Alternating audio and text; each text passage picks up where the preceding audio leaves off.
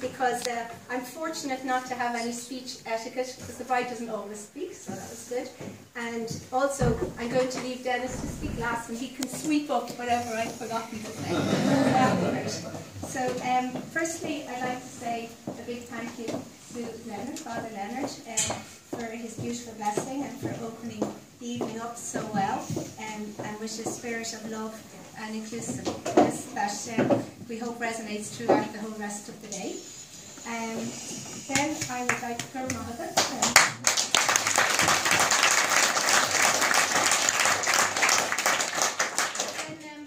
move from heavens down to earth a bit, or more precisely to our castle. I'd like to say a few thank yous to people involved in the castle. So this is William, our catering manager. He's been a great help to us.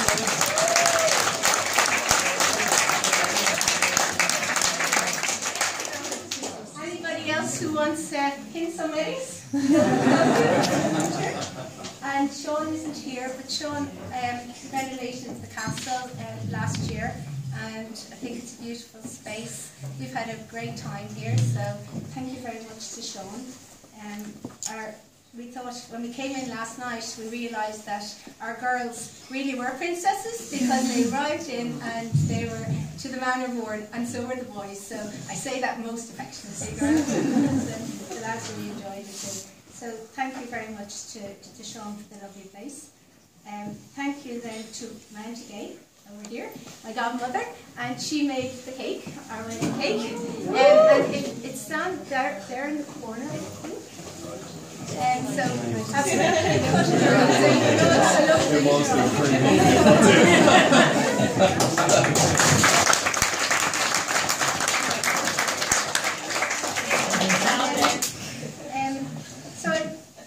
especially a big thank you to everybody, all of you, for coming here today and sharing this day with us. And we invited each and every one of you today because Dennis and I think everybody in this room are our special people. So everybody here is being invited because we love you and we want you to share this day with us. So so you guys have all shared the highs and lows of our life so far and our life's journey, and we have had the privilege of doing the same with all of you, and it has made our day wonderful and very special. And so I'd like you all to stand up and toast yourselves.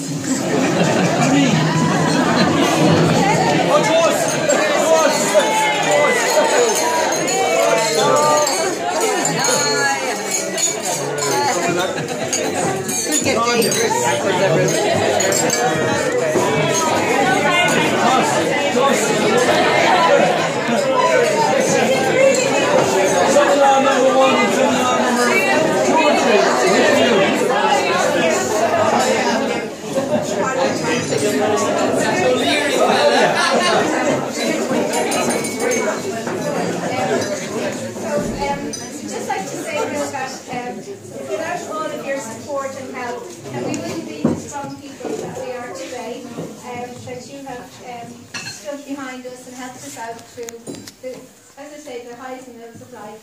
And now that's how we're able to stand so firm together and to look forward to the future so optimistically. So again, thank you all so much for that.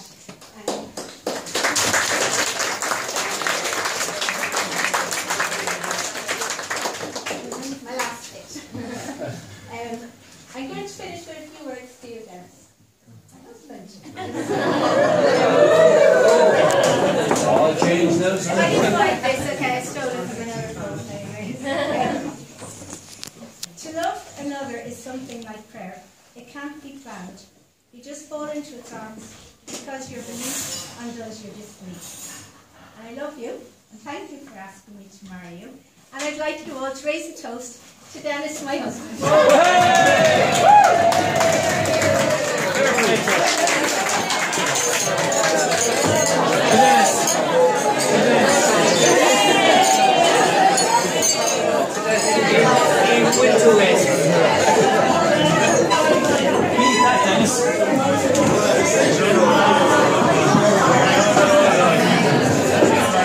And I always, I turned to Dennis, and the only one one that would put the father on.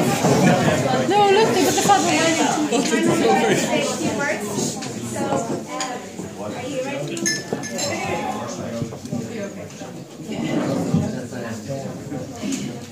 Okay, so this is Joan, my mum.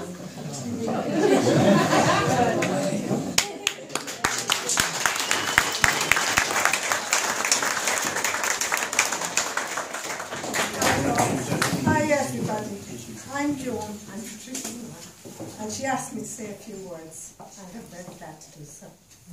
Firstly, I want to welcome Dennis to our family, and his two lovely girls to our family, and my wish for them all is joy and happiness and a long life together, feeling as they do today. They have both been through difficult times, but they met and connected on a hockey pitch. How romantic. Patricia lost her dad through illness when she was very young, only 5, and she has been a wonderful, caring, thoughtful, hard-working girl all through her life. Nursing was definitely a good choice for her. She has 3 beautiful young people, James, Claire and Isabel, who are a credit to her. And so, I'm so glad Ellen and Catherine will enjoy her presence now in the spot. I was delighted when I heard Dennis was a Corkman, as I met a wonderful Corkman, Finbar, who brought me great happiness and joy and on the family, and was a great granddad for all of my grandchildren who loved him dearly. He would be so happy for Patricia today. He has made her, Dennis has made her a very happy lady. I hope they will cherish and love each other and embrace their joint family in their hands for the future together. Congratulations to you both. Thank you for the lovely day in this beautiful castle with your family and friends. Now, will everybody join me in a toast to Dennis and Patricia and their lovely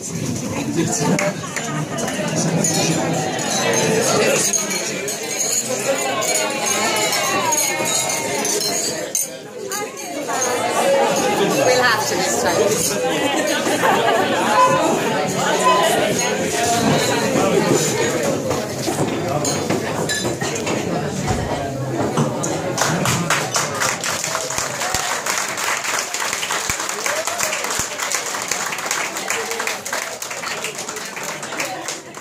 Sister Nuala.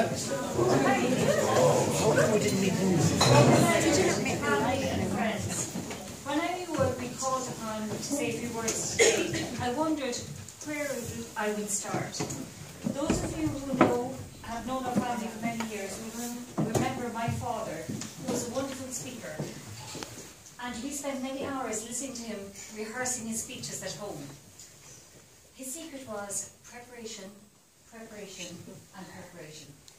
So I duly set about doing the research on that wonderful resource we now have called the internet. So what follows here is a combination of the etiquette of father-to-king speech, sister-to-king speech, best man speech, with a little twist for today's special gathering.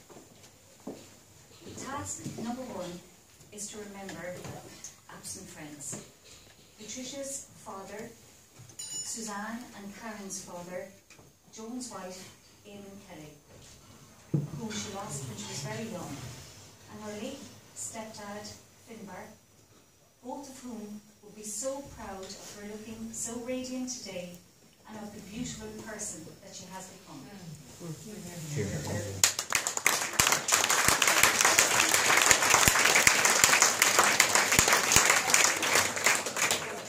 My own parents, Con and Nellie.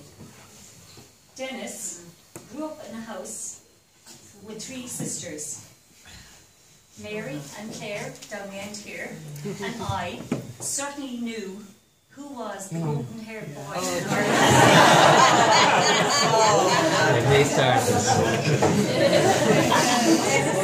You have had your share of challenges, joys, and tragedies in your life, and I have no doubt that Mum and Dad will be so proud of how you have conducted yourself through them.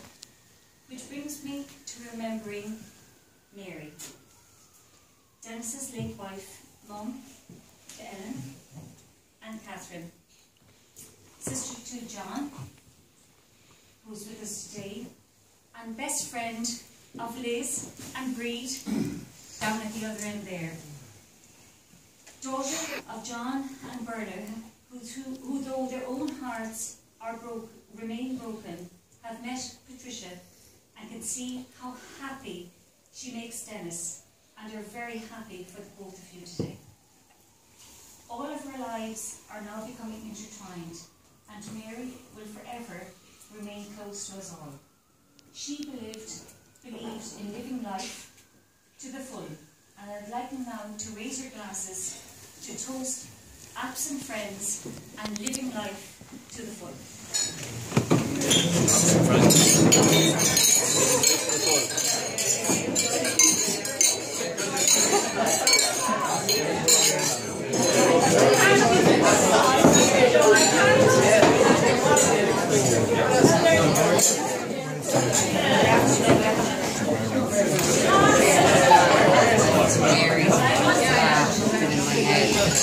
Task number 2. Talk about Big Brother. Actually, he's more like my twin, because we come with each other at school, as his school had a 4-year cycle and I had a 3-year cycle.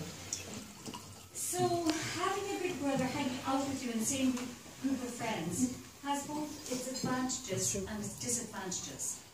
On the plus side, you get allowed out more, but as he has been charged with the responsibility of keeping you safe, and you know, any of you who know Dennis know that he takes his responsibilities very seriously. So it's amazing how I would suddenly hear from across the room in a crowded pub, no, she doesn't drink. No, she doesn't smoke. And any guy knew that they would have to pass his approval, and he was watching their behaviour at every move. 2 people here, but he did misbehave occasionally. As we all do. And there were 2 people here tonight who witnessed one of those occasions. Joe and Brian. I knew that. Where you suddenly thought, I'm a bit worried, Dennis has really had a little bit too much to drink. So I was hauled out of my bed by my parents to drive me to said house, and Joe did his best to actually try and humour my mother and father. But as we exited the house, my mother turned and faced Joe with her steely eyes and said, "We are not amused."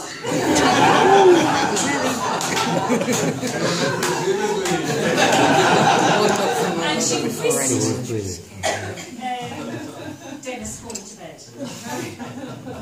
But on a more serious note, Dennis, hey, look at me, come to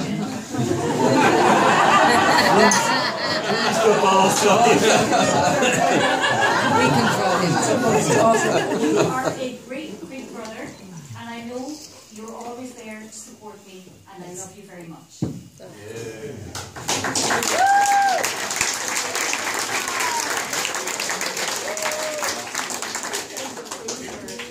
Which brings me to my final and third task, welcoming the bride to her family.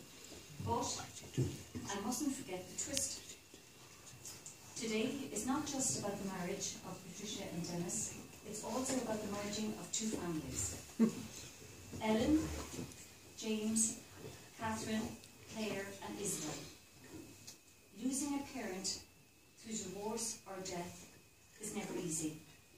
But I am so proud of Ellen and Catherine, of how you have coped and are embracing this new phase of life. James, Claire and Isabel, I'm just getting to know you, but I can see some lovely bonds developing, and I know your mum has made the right choice for your family. So finally, to the bride. My new sister-in-law Patricia. I remember well the day when I came to Dublin to meet you. We were both nervous,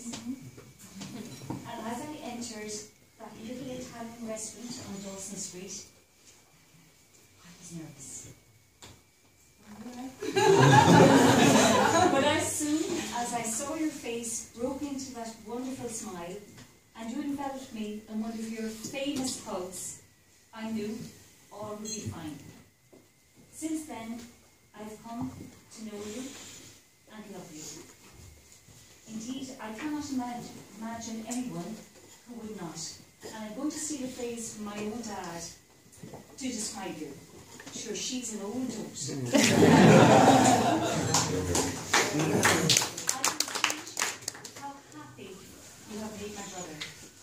And for that, I thank you from the bottom of my heart. So my final task is to ask you, as family and friends, to please be upstanding and toast.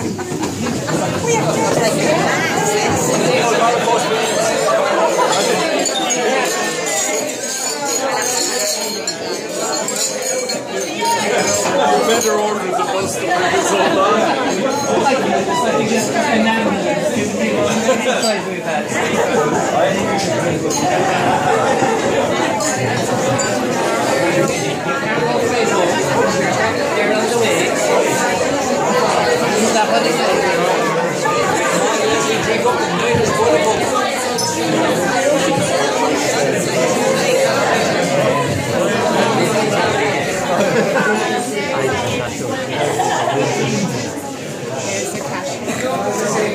As I say, follow that. Follow that.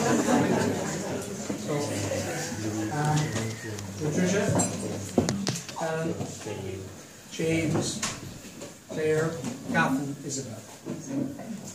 It is wonderful to be a member of this new unit, the Martin O'Connors, or in WhatsApp speak, a magnificent set. I love being a dad and look forward to fathering all our children. I love being a husband. I've been fortunate to spend most of my adult life to date in that role. And I feel really blessed to be sharing my life with you, Patricia. Patricia and I met, as most of you know at this point, on the side of a hockey pitch. Her smile warmed my heart on a cold day. Her empathy touched me. I had the advantage